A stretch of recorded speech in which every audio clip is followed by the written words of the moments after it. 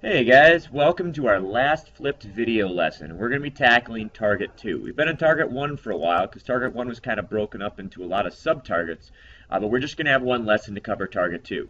And we're going to be working on writing equations verbally and algebraically. If this sounds familiar, that's because we did this with expressions back in the first unit. So let's get started here. So our first part of our target is going to be to translate from algebraic into verbal written sentences and vice versa. Now, so far, mostly everything we've done with equations has been solving.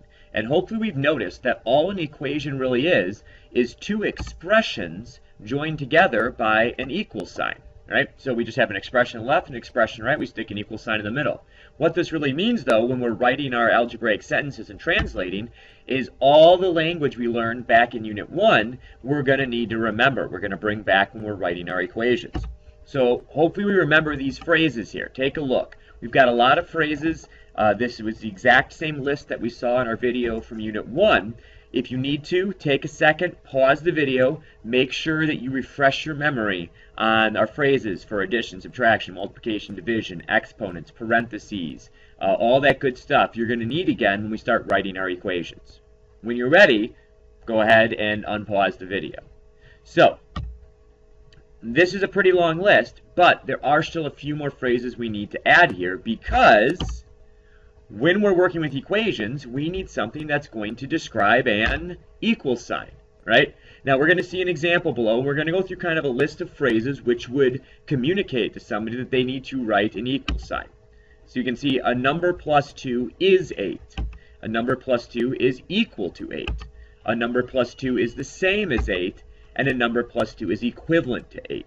All of these capital lettered, bolded, underlined phrases all mean the exact same thing. They all mean equal. Write an equal sign. Take what's on the left, put an equal sign, then go on to what's on the right.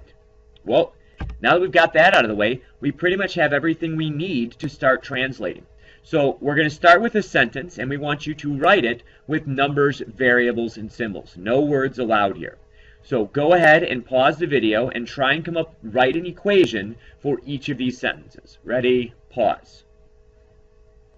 Welcome back. Let's see how we did.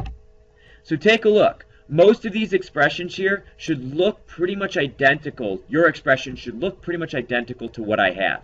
On number 4, you might have put x over 3 instead of 1/3 x.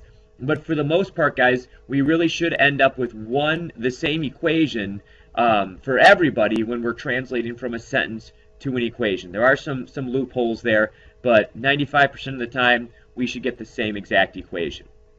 While we translated from a sentence to an equation, let's now go the other way. Let's take an equation and translate that into a sentence. And remember, this is the situation where there are lots of possible correct answers here. But you are not allowed to use any numbers, and you're not allowed to use any symbols. I'll let you use the letters for a variable, but if you're going to use a number or you're going to use a symbol, you got to write a word or a phrase for that. So pause the video and give each of these a shot now. Welcome back. Let's see how we did. Now remember, the sentence that I have there is a correct answer, not the correct answer. You might have something that's a little bit different, and it might be completely correct. So if you're confused on whether your sentence is accurately translating from an equation to words, please make sure you write that question down and bring it to class tomorrow. For that matter, any questions you've had so far on our translating or our language, please make sure you ask about in class. Well, that brings us to our second part of our target here, and that's to actually take a real-life-like word problem and translate that into equation. So no longer are we going to be taking something that is directly describing an equation and writing an equation. We're going to be taking a paragraph here or a couple sentences that describe a situation, give us some information, and we've got to take that information and piece it together in an equation. This is a little bit more difficult. So let's break these first two down step by step.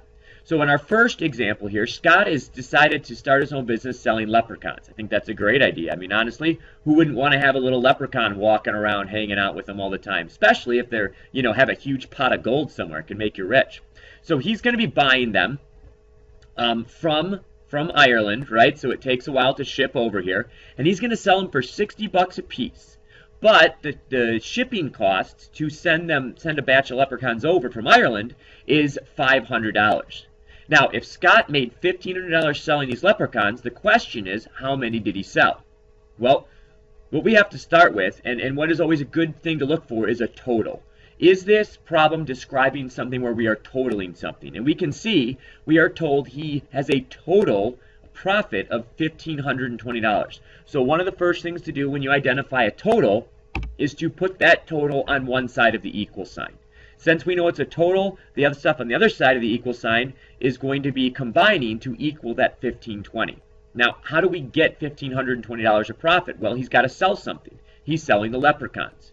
We don't know how many leprechauns he's selling, so we'll make leprechauns our variables. And for each leprechaun he sells, excuse me guys, for each leprechaun he sells, he's going to make $60. So how do we represent how much money he's going to make selling X leprechauns at $60 a pop? Well, we multiply them. 60 times X, 60 times the number of leprechauns. But that's not our full equation, because there's still one more piece of information here. He's making $60 for each leprechaun he sells, but he is going to lose $500 in the shipping costs. So we have to make sure we take $500 and subtract it from that 60X to accurately represent the right-hand side of that equation. So if he sells a leprechaun, he makes $60. We take all of that money and we take $500 away to cover the shipping costs, and that's going to equal his total of $1,520. Now we have an equation that we could solve to find the number of leprechauns. Let's look at one more example together here. So Emily went shopping for some new clothes this weekend, and she saw some awesome alligator skin shoes, right, for $30 each, which is a pretty great deal. And since they were such a great deal, she went nuts, and she spent $360 on her shoes. Well, how many did she buy? We want to write an equation to solve this. Again, we see a total there. $360 is the total amount of money that she spent. So again, let's put that on one side of the equal sign. Now, what did we do on the other side to get that total? Well, we have $30 per pair of shoes, and we don't know how many shoes she bought, so again, we're going to make that our variable, X. So how do we represent how much money she spent on shoes the same way we represented the number of money Scott made per leprechaun? We wrote it as 30 times X. That'll tell us how much money she spent on shoes, where X is a number of pairs of shoes. And again, now we have an equation, a one-step equation, that we could solve and find how many shoes Emily did buy. Now that we've gone through a couple together, we have a problem here about Leo getting a part-time job and Kat collecting some stuffed porcupines. We want you to try on your own. Your goal is not to solve an equation, but just write an equation which would help us find whatever it is we're being asked to find in each problem. So go ahead and pause the video and give it a shot now. Let's see how you did. Did we end up with 5x plus 55 equals 335? Or x plus 67 equals 213? Well, I hope you did. But if you didn't, and this is still confusing, please, please, please put a big question mark on your notes, and let's ask tomorrow, and we can walk through these and try some more examples together. That brings us to the end. Well, I hope in the game of understanding, translating equations and writing equations from word problems, you were the home team and not the visitors team. But if you're the visitors team, don't worry. We have an extra overtime period tomorrow where we'll make sure we get you caught up and get you ahead in the score. We'll see you then, guys.